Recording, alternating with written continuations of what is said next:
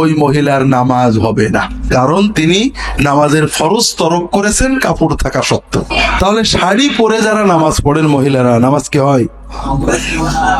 মহিলাদের জন্য নামাজের ভিতরে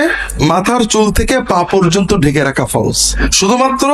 মুখ, কপালের এই চুলের কান থেকে থুতনি, গলা নয়। আর দুই কানের কান্নাক মধ্যবর্তী যে মুখমণ্ডল এবং কবজি পর্যন্ত হাত, এর বাইরে কোনো জায়গা যদি খোলা থাকে, অন্ধকার ঘরে একা কেউ যদি কোনো মহিলা নামাজ পড়েন, তার যদি এইটুকু বাদে কোনো জিনিস খুলে যায়, যেমন মাথার কাপড় সরে যেয়ে চুল বেরিয়ে যায়, অল্প কিছু চুল বেরিয়ে যায়, অথবা পিছনের মাথার চুল ঝুলে বাইরে চলে যায়, অথবা থুতমির নিচেই যে গলার অংশ এটা বেরিয়ে পড়ে, অথবা হাতের কনুই বা সব জায়গা বেরিয়ে পড়ে, অথবা পায়ের টাকনোর উপরে, পায়ের উপরের পা নলা বেরিয়ে পড়ে, ওই মহিলার নামাজ হবে না, কারণ তিনি নামাজের ফরজ তরক করেছেন